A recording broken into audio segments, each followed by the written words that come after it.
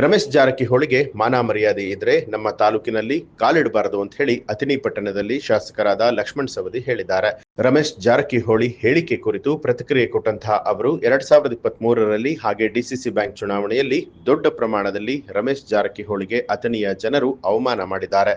ಬುದ್ಧಿಜೀವಿಗಳಿಗೆ ಮಾತ್ರ ಅವಮಾನದ ಸೂಕ್ಷ್ಮತೆ ಅರ್ಥ ಆಗುತ್ತೆ.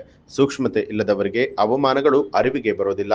ರಮೇಶ್ ಜಾರಕಿಹೊಳಿಗೆ ತನ್ನ ಗೌರವದ ಬಗ್ಗೆಯೂ ಕೂಡ ಗೊತ್ತಿಲ್ಲ, ಬೇರೆಯವರ ಗೌರವದ ಬಗ್ಗೆಯೂ ಕೂಡ ಗೊತ್ತಿಲ್ಲ ಅಂತ ಹೇಳಿ ಸವದಿ ಅವರು ಕಿಡಿಕಾರದರು. ಅಥಣಿ ತಾಲೂಕಿನ ಜನ ರಮೇಶ್ ಜಾರಕಿಹೊಳಿ ಅವರನ್ನ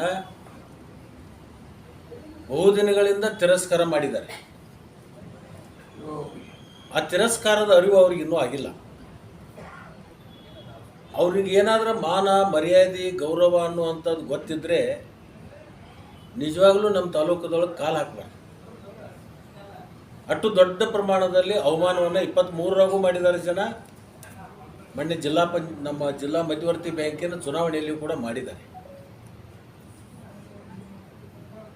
ಯಾರು ಜಾಣರಿರ್ತಾರೆ, ಯಾರು ಬುದ್ಧಿಜೀವಿಗಳಿರ್ತಾರೋ ಅಂಥವ್ರಿಗೂ ಎಲ್ಲ ಸೂಕ್ಷ್ಮತೆಗಳ ಅರ್ಥ ಆಗುತ್ತೆ.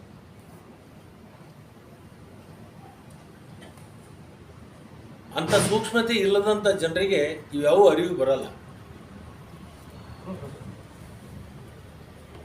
ಅವನಿಗೆ ತನ್ನ ಗೌರವದ ಬಗ್ಗೆನೂ ಕೂಡ ಗೊತ್ತಿಲ್ಲ, ಇನ್ನೊಬ್ಬರ ಗೌರವದ ಬಗ್ಗೆನೂ ಕೂಡ ಗೊತ್ತಿಲ್ಲ. ಗೌರವ ಅಂತಕ್ಕಂಥದ್ದು ಶಬ್ದದ ಅರ್ಥನೇ ಆತನಿಗೆ ಗೊತ್ತಿಲ್ಲ. ಸಂಸ್ಕಾರ ಅಂತಕ್ಕಂಥದ್ದು ಬೇಕಾಗುತ್ತೆ ಮನುಷ್ಯನಿಗೆ. ಆ ಸಂಸ್ಕಾರ ಇಲ್ಲದಂಥ ಸಂದರ್ಭದಲ್ಲಿ ಇಂಥವೆಲ್ಲವೂ ಮಾತಾಡ್ತಾರೆ. ನಮ್ಮ ತಂದೆ ತಾಯಿ ನನಗೆ ಸಂಸ್ಕಾರ ಕೊಟ್ಟಿದ್ದಾರೆ. ನಾನು ಆಧ್ಯಾತ್ಮದ ಹಿನ್ನೆಲೆ ಇರ್ತಕ್ಕಂಥ ನಮ್ಮ ಮನೆತನ. ಅದರಿಂದ ಪ್ರತಿಯೊಂದು ಶಬ್ದಗಳನ್ನು ಹೊರಗೆ ಹಾಕುವ ಹೊತ್ತಾಗಿ ನಾನು ಆಲೋಚನೆ ಮಾಡಿ ಶಬ್ದಗಳನ್ನು ಬಿಡ್ತೀನಿ.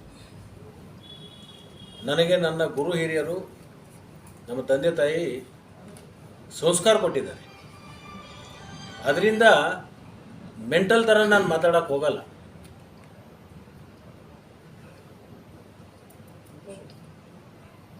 ನಾನು ಒಂದು ಮಾತನ್ನು ಹೇಳಲಿಕ್ಕೆ ಬಯಸ್ತೀನಿ. ನನಗೂ ಸಾಕಷ್ಟು ಶಬ್ದಕೋಶಗಳು ನನ್ನಲ್ಲಿದ್ದಾವೆ. ಆದರೆ ಅವ್ರ ಥರ ನಾನು ಮಾತಾಡೋಕ್ಕೆ ಹೋದರೆ ಜನ ನನ್ನನ್ನು ಕೂಡ ಮೆಂಟಲ್ ಅಂತ ಕರೀತಾರೆ. ಆ ಮೆಂಟಲ್ ಅಂತ ಕರೆಸ್ಕೋಬಾರ್ದು ಅಂತಕ್ಕಂಥ ಹಿನ್ನೆಲೆಯಿಂದ ಇವತ್ತು ನಾನು ಸೂಕ್ಷ್ಮದಿಂದ ಕೆಲವೊಂದು ಉತ್ತರಗಳನ್ನು ಕೊಡಲಿಕ್ಕೆ ಬಯಸ್ತೀನಿ. 23ರಲ್ಲಿಯೂ ಏನು ಅಂತ ತೋರಿಸಿದ್ದಾರೆ. ಮೊನ್ನೆ ಮಧ್ಯವರ್ತಿ ಬ್ಯಾಂಕಿನಲ್ಲಿ ತೋರಿಸಿದ್ದಾರೆ. ಈ ಕೃಷ್ಣ ಸಕ್ಕರೆ ಕಾರ್ಖಾನೆ ಚುನಾವಣೆಯಲ್ಲೂ ಕೂಡ ತೋರಿಸ್ತಾರೆ. 2028ಕ್ಕೂ ಮತ್ತು ತೋರಿಸ್ತಾರೆ. ಇದನ್ನು ಆತನು ಬರ್ಕೊಂಡು ಹೋಗಲಿ ಅಂತ ಹೇಳಿ ನಾನು ಈ ಸಂದರ್ಭದಲ್ಲಿ ಹೇಳಕ್ಕೆ ಬಯಸ್ತೀನಿ. ಅಥಣಿ ತಾಲೂಕಿನ ಜನ ಭಾಳ ಸೂಕ್ಷ್ಮ ಮತಿಯನ್ನು ಹೊಂದಿರತಕ್ಕಂಥ ಮತ್ತು ಅತ್ಯಂತ ಬುದ್ಧಿಜೀವಿಗಳಿರ್ತಕ್ಕಂಥ ನಾಡು. ಯಾರು ಯಾರಿಂದ ಏನು ಬುದ್ಧಿ ಕಲಿಬೇಕು ಅಂತಕ್ಕಂಥದ್ದು ಅವಶ್ಯಕತೆ ನಮ್ಮ ತಾಲೂಕಿನ ಜನರಿಗಿಲ್ಲ. ಶಿವಯೋಗಿಗಳ ನಾಡು, ಪುಣ್ಯ ಭೂಮಿ. ಈ ಪುಣ್ಯ ಭೂಮಿಯಲ್ಲಿ ಜನಿಸಿರ್ತಕ್ಕಂಥ ಜನ ಭಾಳ ಸೂಕ್ಷ್ಮ ಮತಿಗಳಿರೋದ್ರಿಂದ ಯಾವ ಕಾಲಕ್ಕೆ ಯಾವ ಸಂದರ್ಭಕ್ಕೆ ಯಾರಿಗೆ ಯಾವ ಥರದಿಂದ ಉತ್ತರವನ್ನು ಕೊಡಬೇಕು. ನ್ಯೂಸ್ ಅಲರ್ಟ್ ನಿಮ್ಮಿಂದ ನಿಮಗಾಗಿ.